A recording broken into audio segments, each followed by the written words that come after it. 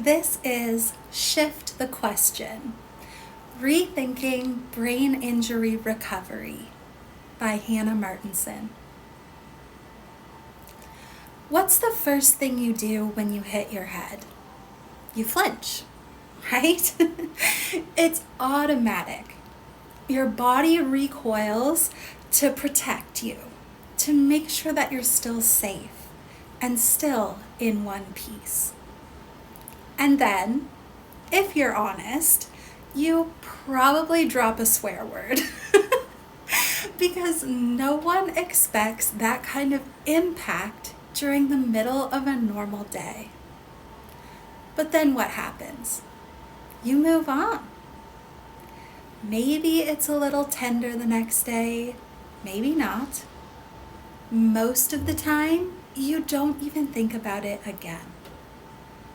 But for me and for millions of others living with traumatic brain injury, a hit to the head is never just a moment. It's a question, a cascade of them. Is my life about to change forever? Will I still be able to speak clearly? Can I trust my body? Will I ever feel like me again?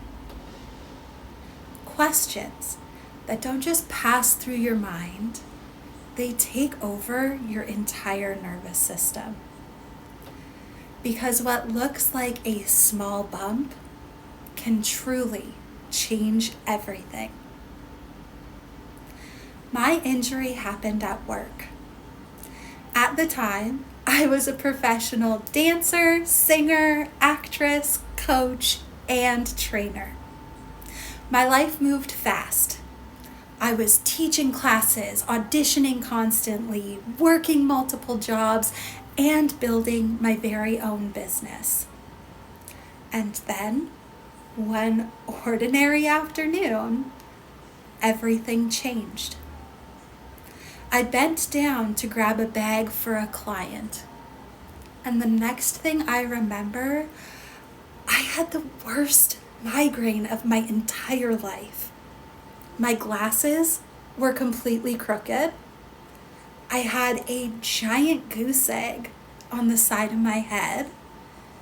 And then there are parts I still don't remember. Hours just missing. I was told later that I was found walking in circles in the lobby, speaking complete gibberish to my water bottle. And what's wild is that in my mind, I thought I was speaking normally. Now that disconnect, that is what brain injury can feel like. Your whole reality changes before you've even had a second to realize that it has. In Canada, it's estimated that 1 in 5 people will experience a brain injury in their lifetime. That's you, your mom, your dad, your partner, and a coworker. One of you will be directly impacted by a brain injury in your lifetime. And the rest of you will be put in a place to help them and support their recovery. And yet, despite how common it is, we still don't fully understand it. And we certainly don't talk about it enough. And we definitely don't ask enough questions. But most importantly, we don't always know how to support the people living through it. And that lack of understanding, it doesn't just affect recovery, it shapes it. When I started my recovery journey, I thought healing meant getting back to who I was before. That was the goal. Think the same, move the same, perform the same, be the same. And when that didn't happen, I thought I was failing. But here's what no one tells you about your brain injury recovery, is it's not just physical. It's neurological. It's emotional. It's sensory. It's identity shifting.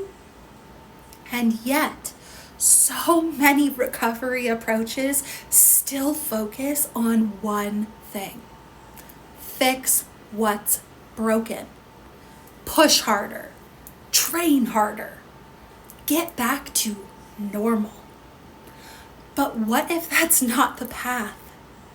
What if that constant pressure to go back is exactly what is keeping people stuck? I remember going from clinic to clinic trying to explain what I was experiencing.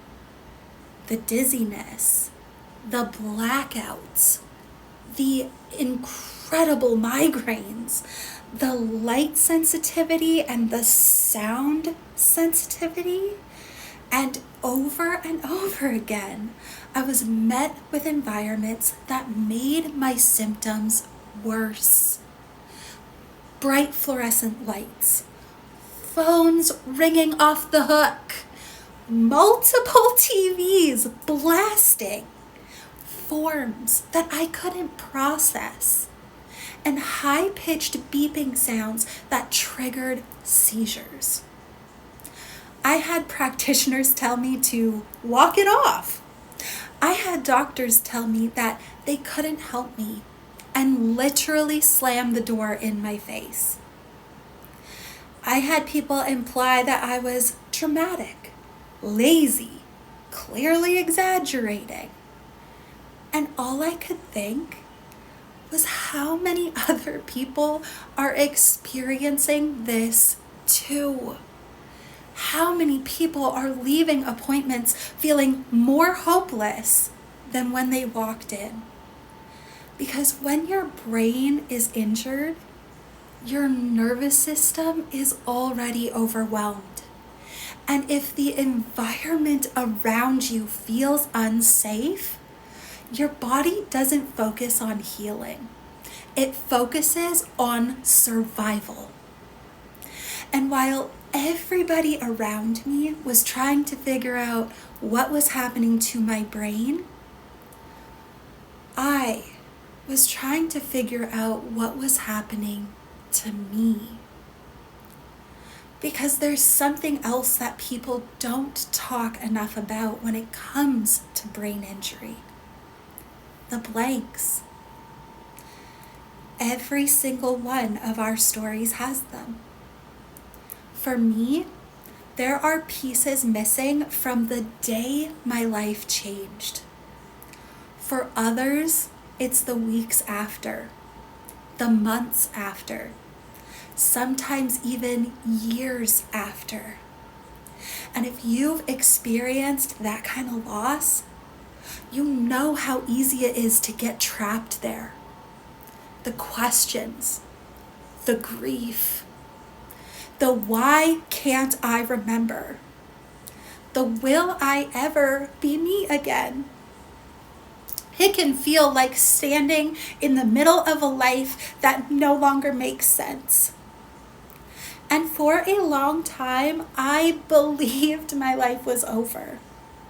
I went from being a professional athlete and performer to someone who could not sit up without help. I couldn't tolerate light, I couldn't tolerate sound, and I couldn't even recognize parts of my own life. There were even moments I didn't know who I was. And that kind of loss changes you. But here's what I've learned. Healing doesn't come from filling in every blank, because sometimes we can't. And if we wait until everything makes sense, we will stay stuck there. Healing began for me when the question changed. Not, how do I force myself back into my old life? But how do I create safety in the life that I have now? And that shift changed everything. I finally found practitioners who slowed things down, who listened, who helped me understand that my nervous system wasn't fighting against me, it was trying to protect me. And once we started supporting my nervous system instead of overpowering it, my whole recovery changed. We used weighted blankets, compression clothing, noise-canceling headphones, movement progressions, lots of breath work, and sensory adaptations. Not because these things magically fixed me, but because they helped my body feel safe enough to heal. And little by little, things started coming back. I relearned movement patterns. I rebuilt coordination. I rebuilt strength. And most importantly, I rebuilt trust with my body. 5 minutes at a time, 10 minutes at a time, one small win at a time. And eventually, I started dancing again. Now, almost 9 years into my recovery, my life looks drastically different than I once imagined. But it's also meaningful, beautiful, purposeful. I coach, I teach, I dance, I create, and I advocate. I share my story because I never want someone sitting in the darkness of brain injury to believe that they are alone, that they're broken, or beyond hope, because they're not. There was a point in my recovery where I truly believed my life was over. But recovery didn't begin when somebody fixed me. It began when people finally helped me feel safe enough to heal. And from there, little by little, I rebuilt a life. Not the same life, but a life I'm proud of. And if there is one thing I hope people take away from my story today, it's this. Recovery isn't about forcing people back into who they used to be. It's about helping them feel safe enough to discover who they can still become. So maybe it's time we shift the question from what's wrong with you to what does your nervous system need in order to feel safe again? Because that is where healing begins. Thank you.